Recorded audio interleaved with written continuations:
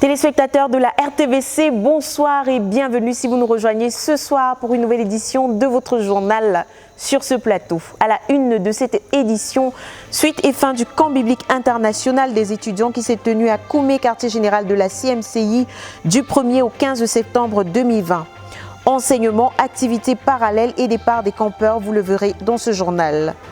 La page internationale, plutôt bien fournie, nous présente les nouvelles de notre œuvre au Gabon, au Zimbabwe et en Côte d'Ivoire.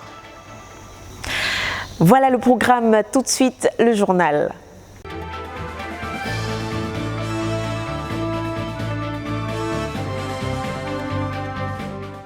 Il s'est tenu à Koumé, quartier général de la CMCI, le camp biblique international des étudiants du 1er au 15 septembre 2020. Y ont pris part plus de 1800 participants présents sur le site venus de 11 nations, sans compter bien sûr ceux qui ont suivi en ligne à travers le monde. Plusieurs activités au programme, mais surtout les enseignements du pasteur Théodore Andossé, les visites des stands des départements de notre ministère ainsi que le centre d'exposition et pour finir, le départ des campeurs. Regardez plutôt.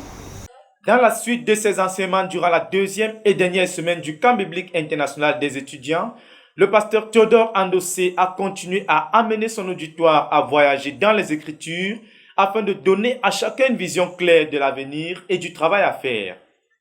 Après la première semaine où il a amené les campeurs à considérer le décollage et l'expansion spontanée de l'Église à Jérusalem et l'intervention du Saint-Esprit Seigneur et directeur de l'entreprise missionnaire de Dieu qui est venu planifier et propulser la croissance et le débordement de l'œuvre de manière stratégique en appelant, en mettant à part et en envoyant l'équipe apostolique constituée de Barnabas, de Paul avec Jean-Marc comme aide apostolique. Dès le 7e jour de son enseignement, c'est à partir du livre des Actes au chapitre 13, versets 4 à 5, que le frère Théodore Andossé a présenté de long en large l'équipe missionnaire, relevant le fait que le travail en équipe, c'est tout d'abord une question de responsabilité individuelle, caractérisée par la spécificité de rôle au sein de l'équipe. Ainsi, la possibilité est donnée à tout un chacun, a-t-il ajouté, d'entrer dans une équipe en embrassant et en jouant un rôle spécifique dans l'église locale, dans la vie d'un dirigeant et dans notre vision, car le Saint-Esprit Seigneur de la mission appelle et envoie les individus en paire, de manière corporative.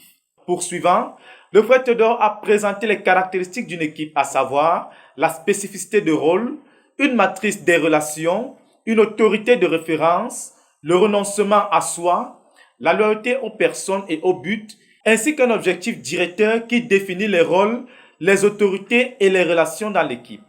Après les caractéristiques d'une équipe, le leader a présenté les différentes relations qui existent au sein d'une équipe, à savoir les relations de soumission à une autorité, les relations de responsabilité des cadets, les relations de motivation, de correction, de restriction et les relations de formation. Alors, celui qui est loyal au but, au leadership, aux relations et aux engagements, respecte les autres, car Dieu travaille avec des équipes engagées à l'accomplissement de ses desseins. Ainsi, les équipes sont bâties autour d'un prix payé, en partageant la souffrance d'un autre, afin d'avoir part à son ministère. La place et la position de chacun dans une équipe étant donc proportionnelle au prix payé pour son leadership, pour son ministère et pour soi-même.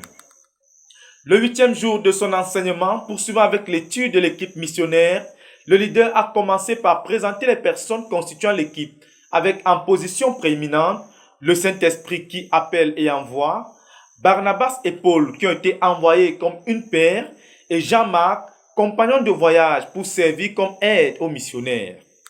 Le frère Théodore a insisté sur la vérité selon laquelle, sans une autorité établie et acceptée, il n'y a pas d'équipe, et aussi, celui qui est en autorité doit posséder du leadership en étant en avance sur les autres dans plusieurs domaines et en ayant de la visibilité qui s'acquiert en faisant quelque chose de suffisamment grand qui peut être remarqué. Le leadership étant donc intrinsèque et façonné en bâtissant une visibilité morale pendant les années silencieuses de la vie, au travers du travail dur pour donner un sens et une valeur à sa vie, personne ne peut nous donner le leadership. Et si on l'acquiert, personne ne peut nous l'ôter, a ajouté l'orateur, avant de partager à son auditoire ses expériences spirituelles qui lui ont permis de voir et d'entendre l'avenir.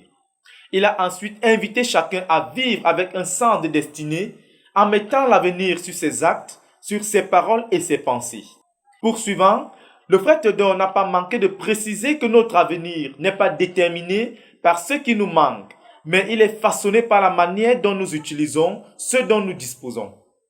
Ajoutant une note d'espoir à tout ce qui semblait être découragé, le frère Théodore a apporté la bonne nouvelle en disant que c'est possible de changer, c'est possible de commencer à nouveau et d'entrer dans sa destinée, destinée qu'il a définie comme étant une convergence d'une multitude d'accomplissements, de formations et d'expériences. Chacun a donc été invité à bien faire ce qui se présente au devant de lui afin d'accumuler des accomplissements et des expériences. L'orateur a achevé son enseignement ce 8e jour en relevant à partir du passage de Actes chapitre 13, versets 4 à 6, la stratégie missionnaire qui a été adoptée par les apôtres, stratégie qui consiste à apporter l'évangile dehors où se trouvent les pécheurs, le Saint-Esprit étant celui qui choisit les hommes pour les envoyer. C'est donc la responsabilité des évangélistes d'amener les pécheurs aux églises. Continuant avec son enseignement, le frère Théodore a détaillé les composantes de la stratégie missionnaire qui consiste à aller dehors vers les pécheurs, à commencer par les terrains familiers que l'on connaît, à travailler de ville en ville, à aller vers ceux avec qui on peut communiquer et à aller là où le mouvement de l'évangile planté peut se répandre. Poursuivant le 9e jour de son enseignement qui était le 10e jour du camp, c'est à partir des messages de Josué chapitre 15 verset 21 à 63 et Luc chapitre 10 au verset 1 que le frère Théodore a commencé en invitant chacun à connaître Dieu et à mettre la totalité de sa personnalité dans l'exécution de la volonté de Dieu, amenant par la même occasion plusieurs à se repentir du vide intellectuel et d'un manque d'amour pour le Seigneur Jésus qui a limité plusieurs en sorte qu'ils ne servent pas Dieu avec tout ce que Dieu leur a donné comme potentiel. S'appuyant sur le modèle du Maître en la personne du Seigneur Jésus, le frère Théodore a relevé le fait que son travail était planifié et a été exécuté avec acharnement et avec un sens d'urgence car tenant compte des contraintes du temps. Partant donc de ce modèle, il a relevé que tout comme le Seigneur Jésus, le missionnaire national a pour tâche d'accélérer le travail parce que le temps est court. De même, tous, notamment les dirigeants, les pasteurs, les chefs de département et autres, ont été invités à exécuter la volonté de Dieu avec un sens d'urgence. Ce faisant et ayant un évangile à communiquer, le frère Théodore a exprimé le besoin de maîtriser l'art de la communication dans l'élaboration de la stratégie missionnaire car, a-t-il ajouté, le don missionnaire est le don des langues pour la capacitation en termes de communication. Ainsi, on est ministre de ceux avec qui on peut se connecter et communiquer.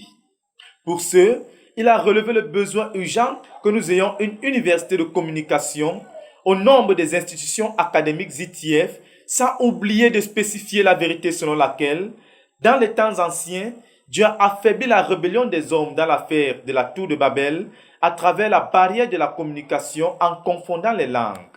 Mais Dieu a gardé entre les hommes une langue entendue et parlée par tous les hommes et même les animaux et que les bébés même pouvaient entendre, à savoir la langue de l'amour au travers de laquelle on peut être ministre partout.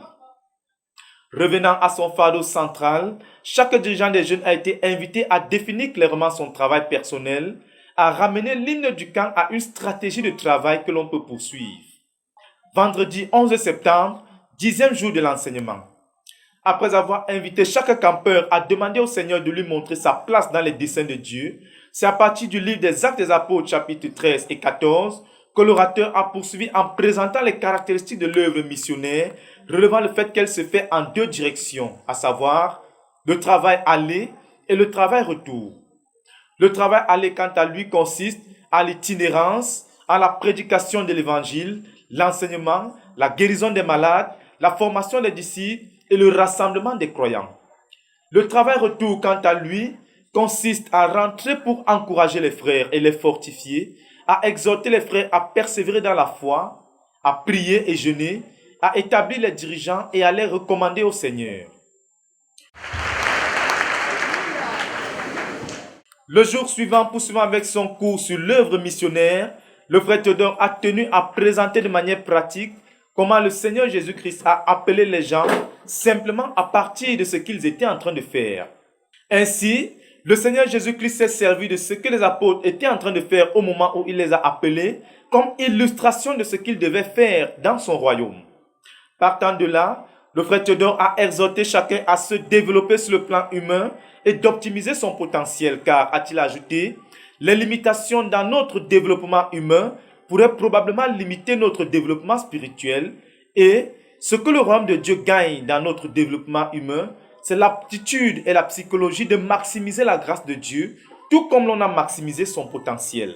Après des repentances profondes, les campeurs ont supplié le Seigneur de reconstituer leur caractère, car aucun échec n'a besoin d'être final.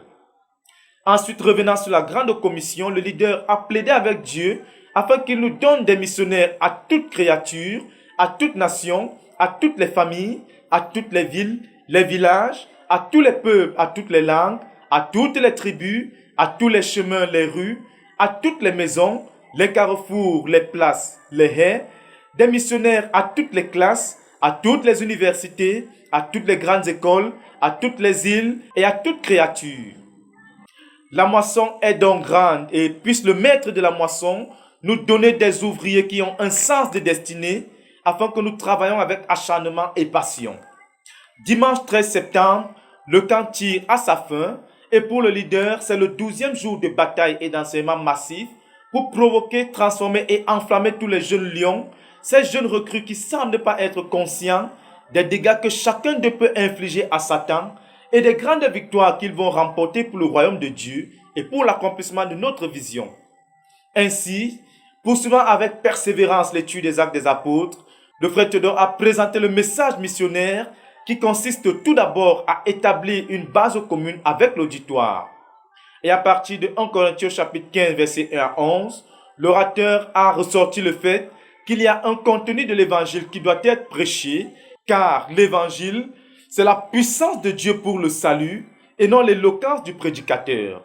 Ainsi, il nous faut revenir au contenu et à la puissance de l'évangile et cesser de vouloir flatter les gens pour qu'ils viennent dans notre église, car si quelqu'un n'a pas cru à la bonne nouvelle de l'évangile, alors il a cru en vain. Poursuivant le lundi 14 septembre, avant-dernier jour du camp, le frère Théodore a présenté les conflits missionnaires, car, a-t-il ajouté, quand Dieu envoie, il faut s'attendre à ce que l'ennemi attaque, car ce que Dieu approuve, l'ennemi le combat. Ainsi, dans les actes des apôtres, plusieurs conflits ont été relevés, à savoir le mélange de l'évangile avec la magie à travers l'infiltration des agents de Satan, la désertion de certains couvriers à cause des problèmes personnels et de l'amour du monde, la jalousie des religieux et un esprit de parti, le dénominationalisme. Après cela, le leader a ensuite présenté le fruit missionnaire qui s'évalue en termes du nombre de conversions, des disciples formés, des dirigeants suscités et bâtis, des églises locales implantées, des localités pénétrées et de l'attestation divine au travers des signes, des miracles et des prodiges. Le frère Théodore a achevé son enseignement ce 14e jour en présentant le rapport du missionnaire ou compte rendu qui comporte 2 points, à savoir ce que Dieu a fait d'une part et ce qui a été fait par le missionnaire d'autre part. Le mardi 15 septembre, dernier jour du camp, le leader a achevé son module d'enseignement pour ce camp en présentant l'ajustement et l'alignement missionnaire.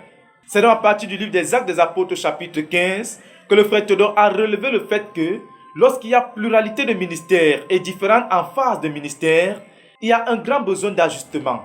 Car dans le cas traité dans ce passage, l'apôtre Paul et Barnabas n'étaient pas les seuls dans la mission, car beaucoup d'autres ministres étaient partis et servaient Dieu. Ainsi, l'Église se réunissait pour faire un alignement des ministères, un réajustement afin que l'œuvre de Dieu ne soit pas détruite.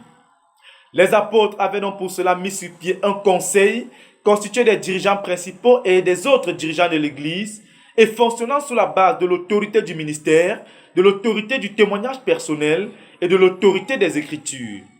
Et toutes les décisions prises étaient donc communiquées au reste de l'œuvre au travers des lettres et à travers des prophètes qui étaient envoyés aux églises. C'est donc par ces précieuses paroles et bien d'autres exhortations que le frère Théodore a conduit son auditoire jusqu'au terme de ce camp qui s'est achevé ce mardi 15 par l'effusion du Saint-Esprit sur la grande armée d'hommes vaillants et vainqueurs, par la proclamation des bénédictions sur l'assistance et par des réjouissances, des danses, la joie et la louange qui sont une marque distincte de la touche de Dieu sur chaque campeur qui repart pour produire de l'impact. Rendez-vous donc dès les prochains jours pour compter le butin des conquêtes car l'armée de l'Éternel est en marche pour le combat. Le but de la phase 3 sera certainement accompli d'ici 2025. De Koumé pour la RTVC, Dan Josué Molola Bekou.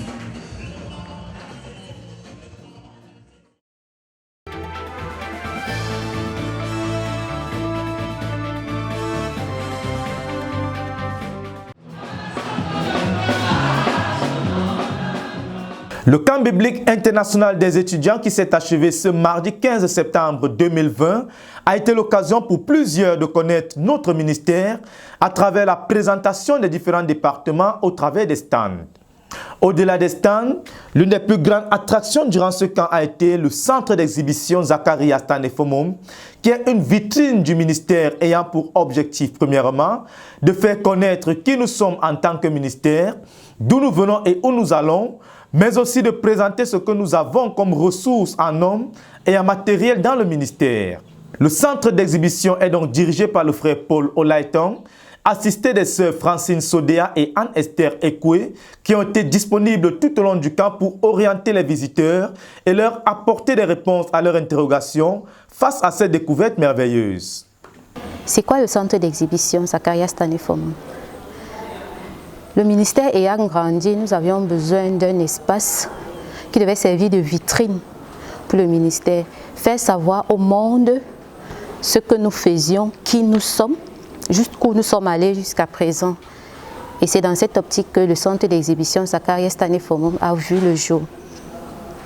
Au centre d'exhibition Zacharias Tanefomum, nous avons plusieurs sous-services, entre autres le musée ZTF, la bibliothèque ZTF, le jardin ZTF, le service des archives et le centre linguistique ZTF. Alors, jusqu'à présent, nous avons pu développer le musée ZTF et la bibliothèque ZTF. Au musée ZTF, il s'agit de présenter tout ce que Dieu nous a donné. Tout ce que Dieu nous a donné en termes de matériel, en termes d'hommes, pour avancer depuis la genèse du ministère. Au musée ZTF, nous allons par exemple trouver des banderoles qui impliquent tous les aspects de la vie du professeur Zacharias Tanefomum de regrettée mémoire. Nous allons trouver des toiles qui ont été peintes, des toiles de ces hommes de main et des femmes qui l'ont accompagné tout au long de son ministère. Nous allons également trouver des toiles qui expliquent des pratiques communes dans notre ministère telles que la lecture biblique assidue, telles que la prière seule, telles que la méditation. Nous allons trouver des photos qui relatent son parcours de son enfance jusqu'à l'âge de son décès. Et nous allons également trouver les photos des hommes, de ces hommes de main, comme je l'ai dit, des hommes qui ont été avec lui à l'instar des anciens, ceux qui ont été au tout début du ministère. Et nous n'allons pas oublier les manuscrits, tels que le service des livres a commencé. Nous avons des manuscrits écrits de sa propre main, c'est-à-dire nous pourrons les appeler les copies originales des livres que nous allons trouver dans la bibliothèque. Parlant de la bibliothèque, nous sommes la bibliothèque Zacharias Tanefomum. Ceci pour dire que à la bibliothèque, nous ne trouvons que les livres du professeur Zacharias Tanefomum. Nous avons plus d'une centaine de livres sur place. Les gens peuvent venir lire et déjà que pendant ce camp des étudiants, nous avons eu tellement de visites au niveau de la bibliothèque. Les étudiants et les campeurs étaient vraiment émerveillés du fait que sur place, ils pouvaient puiser à la source, lire nos livres, apprendre notre doctrine dès la base. Nous avons toutes les séries représentées. Nous avons aussi les livres de ces enfants spirituels, à l'instar du pasteur Théodore Andossé, à l'instar du missionnaire en Côte d'Ivoire, le frère Boniface Meignet, à l'instar de la sœur Gézette. Ok, pour conclure, nous vous invitons, nous sommes un espace ouvert au public, nous vous invitons à venir découvrir l'œuvre, la vie et le ministère du professeur Zacharias Tanefomum. La bibliothèque est ouverte tous les jours de 9h à 16h. Vous pouvez venir y lire, vous pouvez venir au musée poser des questions. Nous sommes à votre disposition pour répondre à toutes les questions que vous aurez. Merci.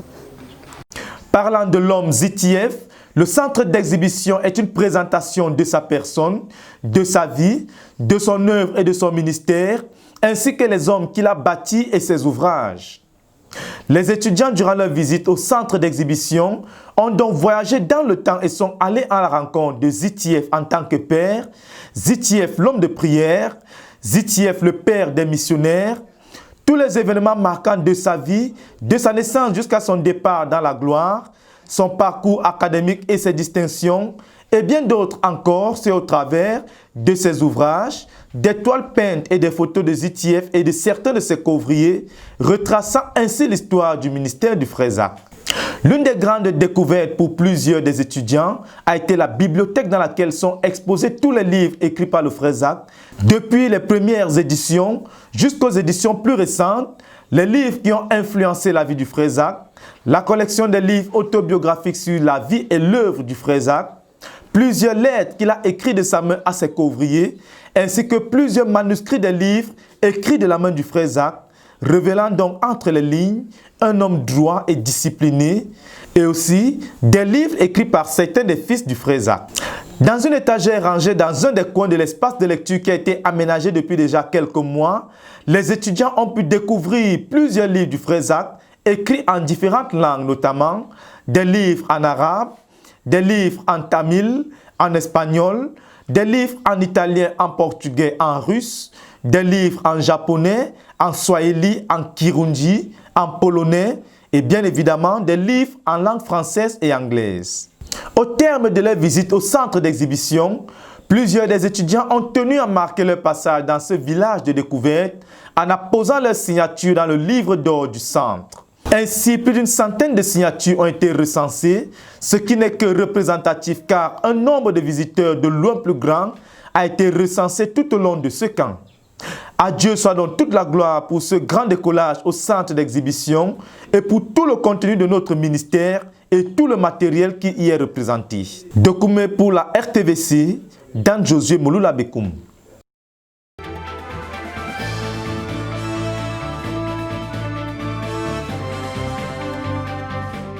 À l'occasion de la 12e édition du camp biblique universitaire international qui s'est tenu du 1er au 15 septembre 2020 à Koumé, au quartier général de la communauté missionnaire chrétienne internationale, la journée du 11 septembre a été marquée par la visite des stands. Tout a commencé autour de 13h30 après un puissant message délivré par le frère Théodore Andossé, orateur principal du jour et du camp biblique universitaire international.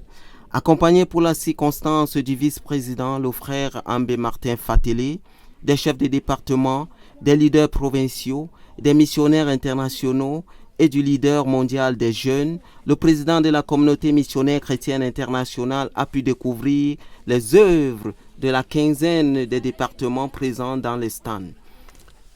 Il a également touché du doigt les réalités quotidiennes de ces départements. Il s'agit notamment le département des jeunes et étudiants, de l'école de la connaissance et du service de Dieu, le cours biblique par correspondance, le département sylvo-agro-pastoral, le book ministry, le quartier général, le centre de prière stratégique pour la conquête du monde, Mercy Watt, pour ne citer que cela.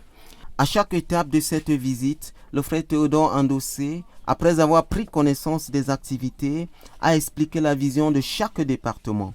Il a par ailleurs fait le point de chacun d'eux et a précisé les prochaines actions à mener. Pour boucler, le leader de l'œuvre a émis le besoin urgent de prière et de couvrier pour chacun de ces départements, sans omettre de conduire les uns et les autres à prier selon la direction du Saint-Esprit. Il faut relever qu'à chaque département, le frère Théodore Andossé délivrait un message particulier. Au stand des jeunes et des étudiants, par exemple, le président de la CMCI a découvert les réalisations de ceux-ci. Une satisfaction pour les chefs de département qui se sont engagés à travailler dur pour la conquête du monde. Notons que la visite des stands par le frère Théodore Andossé a marqué l'ouverture officielle de la foire exposition. Occasion pour les campeurs de découvrir à leur tour les œuvres des différents départements de notre ministère. Chaque campeur avait la possibilité de trouver des réponses à ses préoccupations. Nous pouvons également dire que ces moments ont permis à chaque campeur de connaître davantage ce qu'est notre ministère. Pour la RTVC, je suis Joseph Moussi.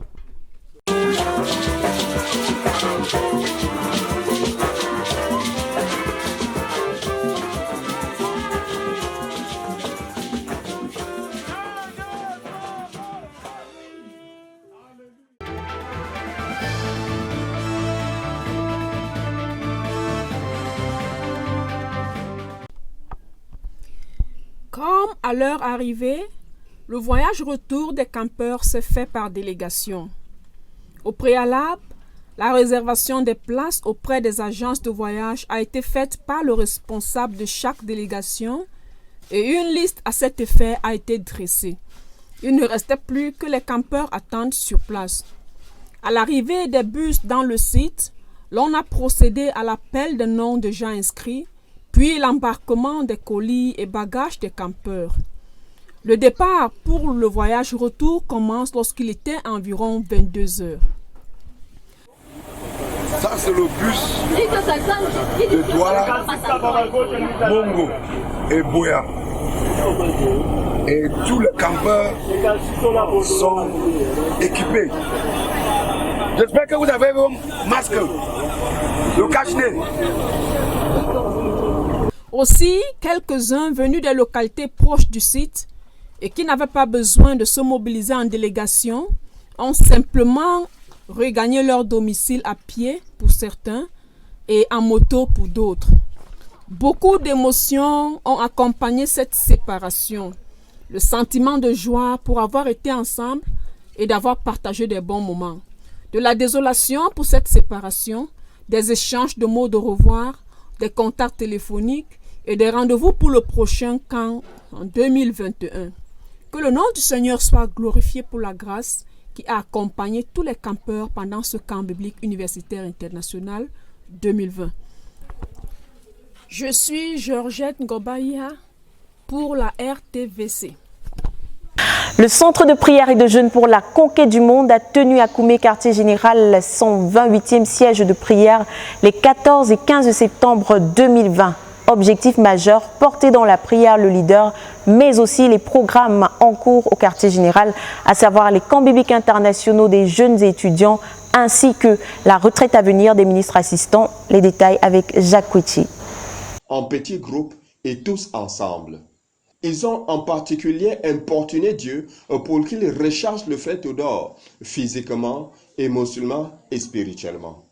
Ils ont insisté pour que Dieu accorde à chaque campeur l'onction et la puissance spirituelle nécessaires pour aller obéir promptement à toutes les résolutions prises pendant le camp. Ce siège de Dieu a été aussi une occasion d'élever à Dieu toute notre œuvre, en particulier les différents dirigeants, les saints de tout notre ministère et la vision. La louange, l'adoration et les témoignages ont soutenu ces moments intenses de prière de bout en bout. Le Seigneur s'est glorifié. La sœur Esther a donné aux soldats certaines directives pour les préparer au 29e siège et spécialement au 30e, qui sera un siège de prière de 100 heures. À 13h15, l'hymne des sièges de prière a retenti pour marquer ainsi la fin de ce 3e combat du mois de septembre et le 28e depuis le début.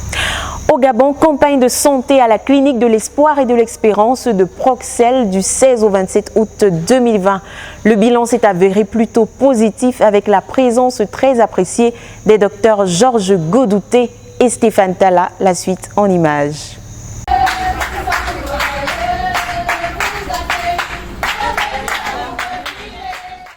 Nous bénissons le Seigneur pour la campagne de santé qui s'est déroulée à Libreville, à la clinique de l'espoir et de l'espérance de Proxel, du 26 au 27 août 2020 et qui fut un succès total. Les deux missionnaires envoyés furent le docteur en cardiologie, le docteur Georges Goudoté, et l'infectiologue, le docteur Stéphane Talla. La mission étant centrée sur la cardiologie et la pose des pacemakers, le docteur Georges Goudoté a reçu donc plus d'une centaine de patients, des personnes tant de la classe moyenne que de la classe élevée. Ils se retrouvaient souvent ainsi à consulter jusqu'à 1h, voire 2h du matin. Nous bénissons le Seigneur pour la séance d'enseignement sur la bonne hygiène de cœur qu'il a donnée à plusieurs. L'un des objectifs de cette campagne était de faire découvrir la clinique de l'espoir et de l'espérance de Bruxelles au grand public, et par la grâce du Seigneur, cela a été fait. De bouche en bouche, d'oreille en oreille, les gens venaient des quatre coins de la ville, et même ceux du voisinage qui ne s'imaginaient pas qu'il y ait une clinique à Bruxelles ont pu découvrir et en ont été satisfaits. Des moyens de logistique étaient mis en place pour ceux qui étaient consultés tardivement, une salle d'attente où il y avait de quoi se divertir avec la littérature chrétienne et la télévision notamment. Le docteur Georges Gouloté prenait le temps nécessaire pour chaque patient et tout cela a contribué à la satisfaction des patients et nombreux se sont abonnés à la clinique de l'espoir. Nous rendons gloire au Seigneur pour le pasteur Calvin Ekoila et les saints de l'église à Libreville qui ont facilité et créé une atmosphère calme et paisible pour le succès de cette campagne de santé. Louez l'Éternel car il est bon, car sa miséricorde durera toujours. CMCI Zimbabwe, les saints se sont mis résolument au travail pour voir s'accomplir le but de la phase 3 au programme prédication massive de l'évangile, guérison, enseignement, mais surtout implantation d'églises. Le reportage.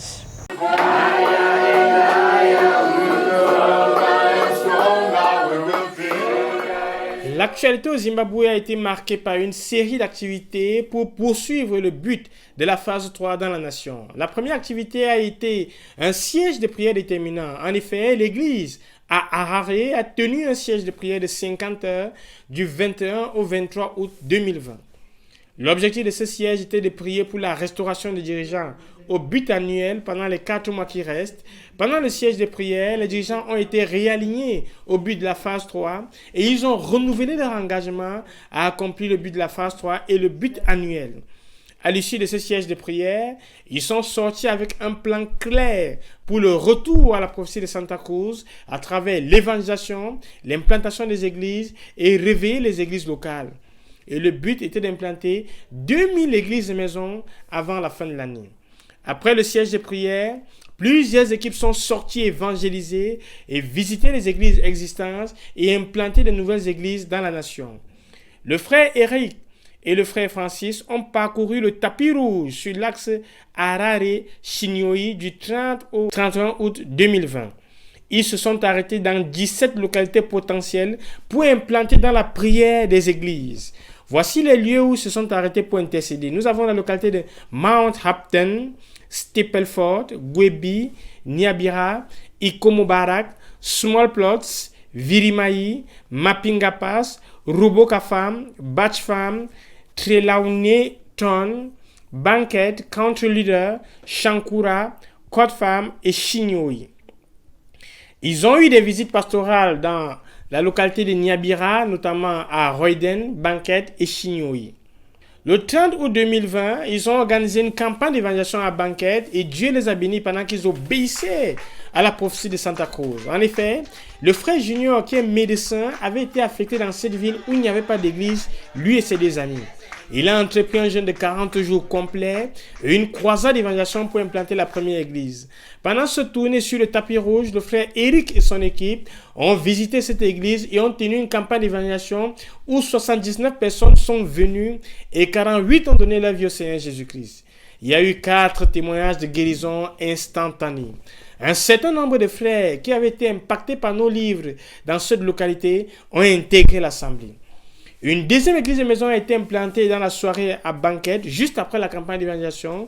Une troisième église de maison a été implantée toujours à Banquet, les jours qui ont suivi la campagne d'évangélisation. La localité de Chamva et Moureva a aussi été visitée. Les sœurs se sont mobilisées et déployées pour obéir à la prophétie de Santa Cruz. Ainsi, la sœur Margaret Mujiri et son équipe se sont aventurées dans les provinces de Mashonaland central et à l'est du Mashonaland. Et sur le chemin, elles ont encouragé 3 églises locales. Elles ont exhorté les saints à accomplir le but de la phase 3 et le besoin d'implanter des églises et maisons. Pendant ce voyage, elles se sont retrouvées à faire des longs trajets à pied la nuit et gravir les montagnes. Elles ont implanté 3 nouvelles églises et maisons, une dans la province du Mash et 2 dans la province du Match central. La ville de Kweke a été visitée et de nouvelles églises et maisons ont été implantées. Dans une autre branche de la province du Maidland, le frère Tapiwa et son équipe ont implanté une église dans la ville de Kweke. La ville avait déjà des croyants de la CMCI, mais ils ne se réunissaient pas encore. 2 églises et maisons ont été implantées et les frères ont été réveillés, encouragés, boostés sur l'importance des églises et maisons dans le but de la phase 3. À Niami, il y a eu une retraite d'enseignement.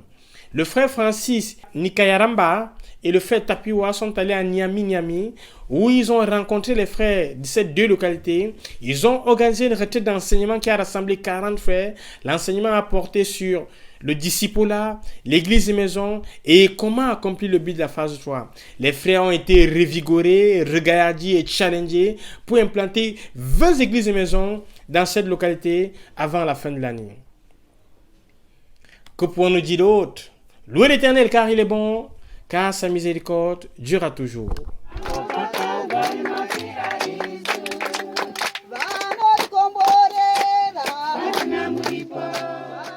En Côte d'Ivoire, l'Église reste active et dynamique, notamment à travers une campagne de brisement de liens malsains et de délivrance, l'implantation de chambres de prière et d'assemblées, mais surtout la tournée du pasteur Boniface Meignier, notre missionnaire, à l'intérieur du pays. Suivons Corinne Ekra et Pascal Biouri.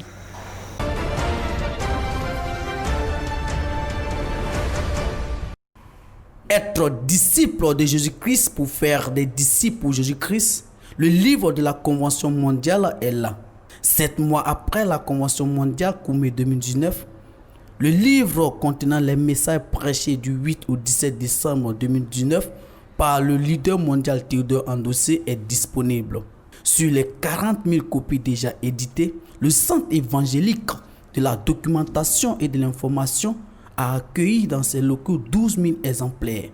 Je suis très heureux de recevoir ces 10 000 copies pour la Côte d'Ivoire, mais ici nous avons 12 000 copies, 2 000 copies pour d'autres nations environnantes et je vais leur faire parvenir leurs copies. Les frères absents à la Convention mondiale, à l'instar de Gossé Clarisse, se procurent un exemplaire. Et je dis merci au Seigneur qui m'a permis d'être là ce matin pour prendre une copie des disciples de Jésus-Christ, pour faire des disciples pour le Seigneur Jésus-Christ. Et je n'étais pas à la convention, mais le Seigneur m'a fait la grâce aujourd'hui d'avoir une copie, d'aller lire et de faire des disciples pour le Seigneur Jésus-Christ. Amen. Et j'attendais vraiment avec joie l'arrivée de ces livres, parce que c'est un outil important pour nous pour poursuivre la conquête. Donc je rends toute la gloire au Seigneur pour ces merveilleux livres. Vous voyez. Les appels s'enchaînent pour se faire servir car ils avaient longtemps fait leur réservation. Tu veux que je lui donne pour toi là, ta réservation là? Je vais donner pour toi là. Il n'y a pas de problème. Tu auras ça. Oui, toi tu as réservé 10 André. Oui, oui. D'accord. Je tiens ici les 14 copies du pasteur Boro de Beaunois.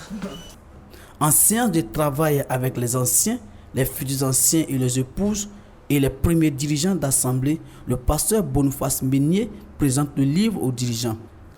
Les livres sur la formation des disciples d'une manière pratique sont rares. Les dirigeants achètent 10 copies chacun. Dans une ambiance de communion fraternelle, les frères cèdent à offrir des copies à certains dirigeants. Une centaine de copies a été vendue. Je bénis le Seigneur pour l'opportunité qui m'a été offerte de présenter notre livre, le livre de la Convention mondiale, décembre 2019. Et pendant cette occasion, nous avons pu vendre 112 livres. Je bénis le Seigneur parce que 4 anciens au moins ont pris 10 livres en tant que des anciens de zone. Et c'est très encourageant parce que c'est un livre pour la conquête, c'est l'évangile. Ils ont investi dans l'évangile. Et je suis très infiniment reconnaissant au Seigneur pour cette occasion. La guerre de la page imprimée occupe une place centrale dans notre œuvre. Donc à chacun sa copie pour mieux travailler et obéir au message de la Convention mondiale Koumé 2019. Comme le dit l'adage, verba volonté, scripta malente, pour dire les mots s'envolent, les écritures restent.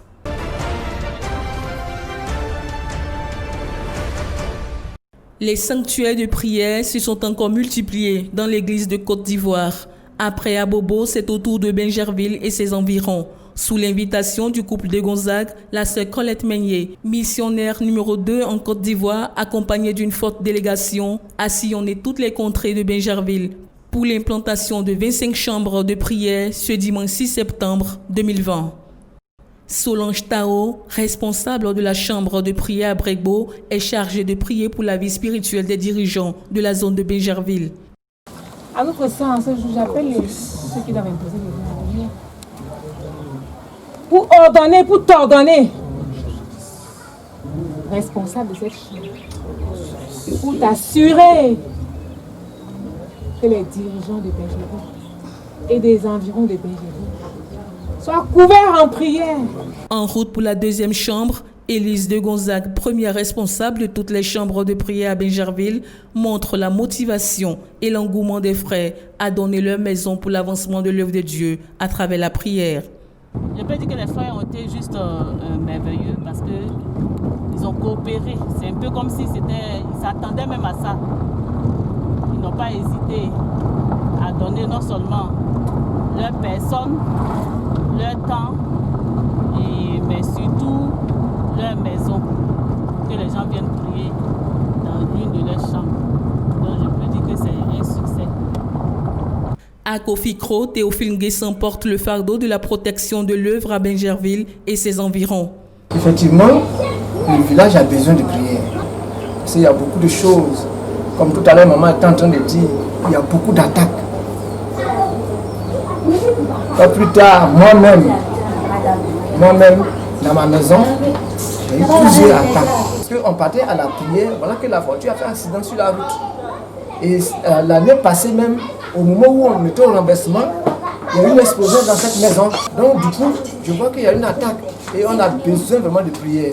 Dans chaque maison, c'était un accueil différent. La chambre de prière, c'est le lieu des transactions avec Dieu, le lieu où l'on enfante tout dans la prière. Et pour qu'il y ait chambre de prière, il faut qu'il y ait un individu qui porte le fardeau. Dans nos missions, le missionnaire qui s'en va doit absolument implanter une chambre de prière. Parce que c'est le lieu où tout se dénoue. C'est à cet endroit-là qu'on enfante les âmes. C'est là-bas qu'on atteint les localités par la prière. En fait, c'est là-bas qu'on gère toute l'œuvre. Et donc, nous avons commencé. Le frère Zakaïa implanté la toute première maison de prière à Koumassi en 2000. Nous avons fonctionné ici. Et quand il s'en est allé auprès du Seigneur, le frère Théodore est arrivé, il nous a demandé qu'il fallait qu'on passe à la vitesse supérieure, qu'on implante 400 chambres de prière pour porter les fardeaux, puisque l'œuvre était en train de grandir et la quantité des prières n'était pas suffisante. Mais il fallait qu'on mette l'accent dessus. C'est déjà la tombée de la nuit. Colette Meignier et sa délégation dans ce noir poursuivent leur chemin. Dans la famille, chez les Douons, c'est les enfants qui accueillent la délégation.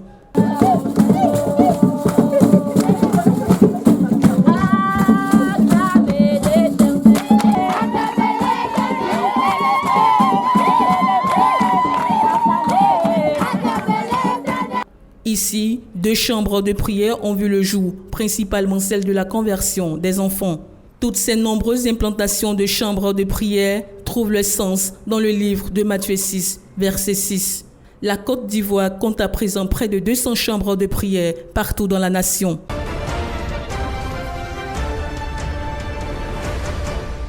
Les implantations des églises de maison continuent d'éblouir l'église de Côte d'Ivoire.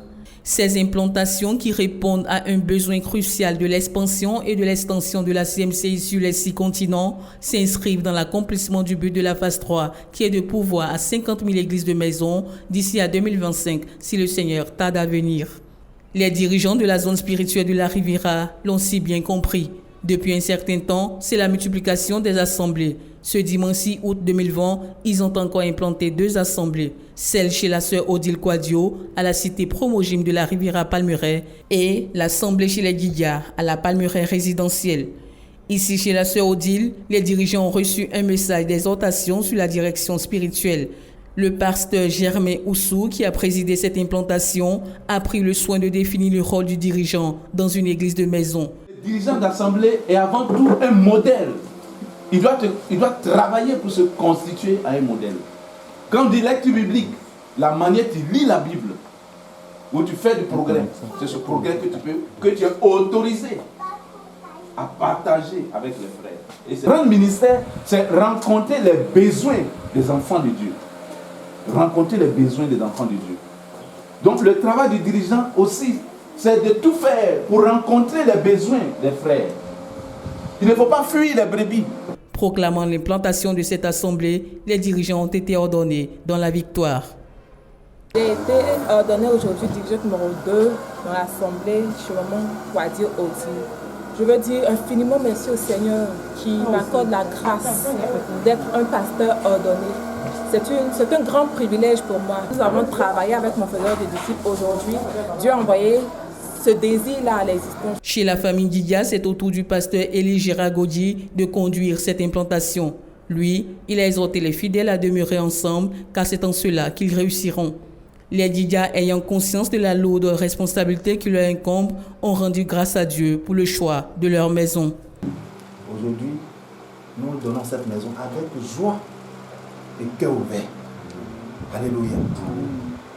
Je disais à ma femme que notre ministère pastoral, notre ministère pastoral commence maintenant. Les frères, la famille, j'aimerais qu'on acclame le Seigneur ensemble pour cette maison qu'il nous a donnée, que nous nous donnons encore. Alléluia. Soumise au test de la direction à travers le ministère de la fraction de pain, tout est passé au peigne fin. Cette série d'implantations qui a lieu depuis un bon moment dans l'église d'Abidjan et même dans la nation s'inscrit dans l'atteinte du but de la phase 3. Il faut dire que quand nous nous sommes retrouvés pour la Convention mondiale à Koumé, au Cameroun, en décembre 2019, nous avons établi des objectifs. Mais au niveau de l'église de la Côte d'Ivoire, nous devons être 2 500 000 disciples. Et nous devons implanter 50 000 assemblées. Alors, nous sommes en train de coopérer avec Dieu pour ne pas que le Seigneur soit déçu et pour que ce but soit atteint et que nous puissions le déposer à ses pieds.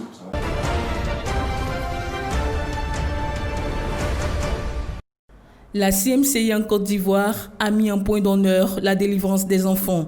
Du 15 au 30 août 2020, le ministère aux enfants sous la direction du pasteur Boniface Meignet, leader de la CMCI en Côte d'Ivoire, a organisé le brisement des liens malsains de famille et autres liens des enfants. Pour cette première session, c'est plus de 500 enfants qui ont reçu la délivrance de manière miraculeuse.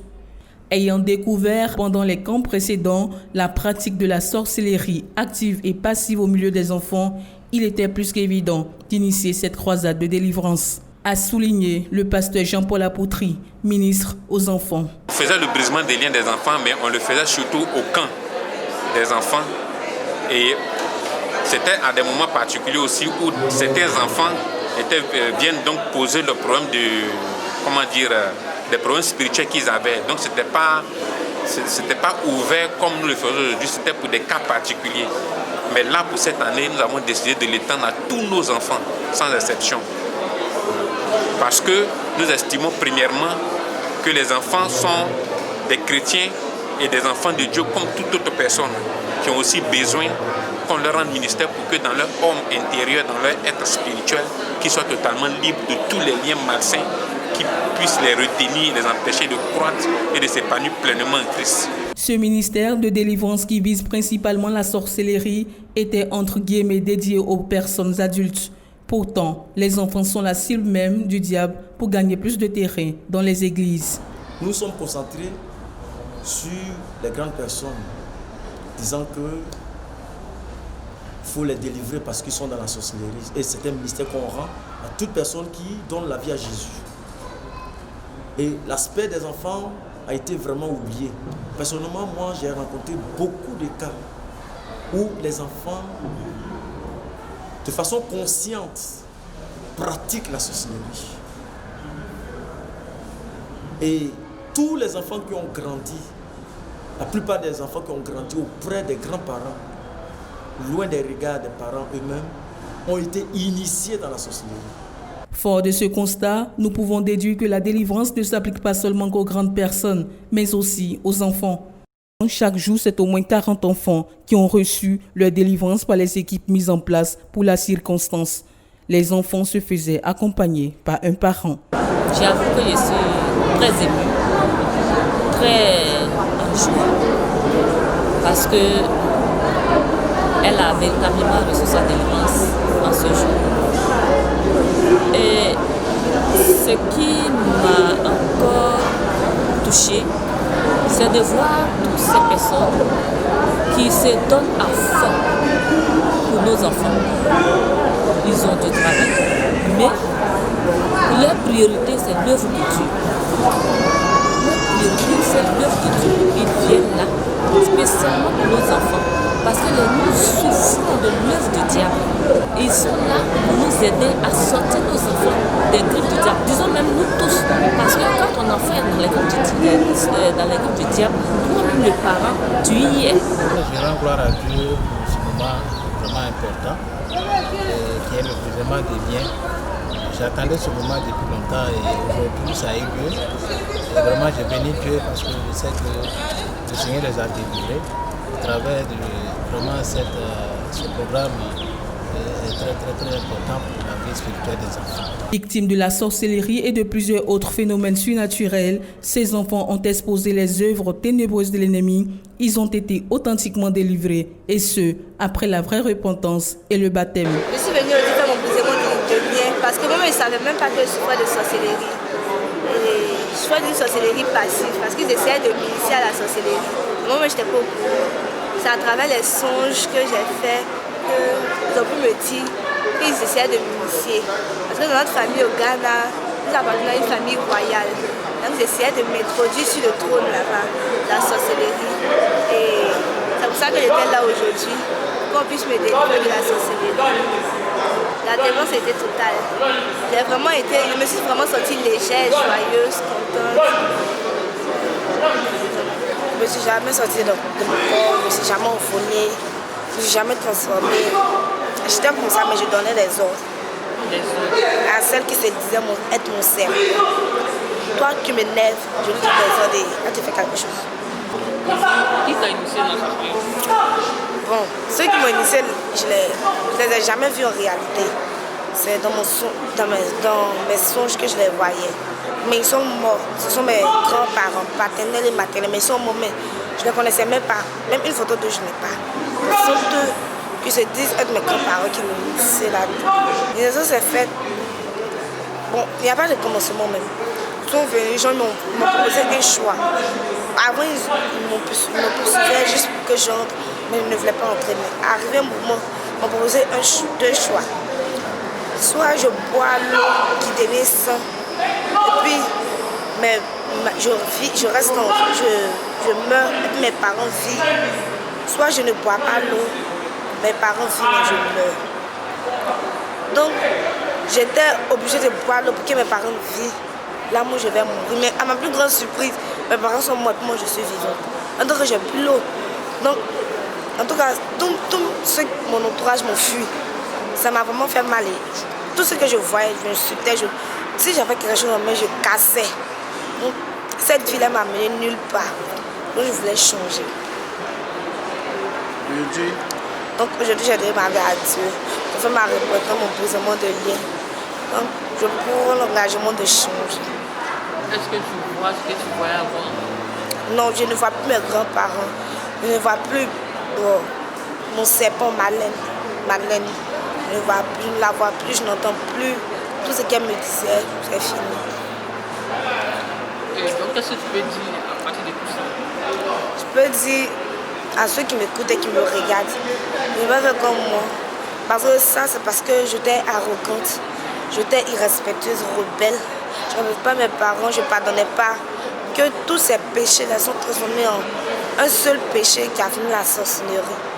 Donc voilà pourquoi je dis de ne pas faire comme moi et de respecter ses parents. Car il est écrit dans la Bible que toi tu respectes ton père et ta mère, tu les honores, tu auras une longue vie. Donc aujourd'hui j'ai donné ma vie à Dieu. Je fais ma repentance, mon brisement de lien. Donc, je prends l'engagement de changer. Désormais, la délivrance des enfants entre dans l'histoire de la CMCI.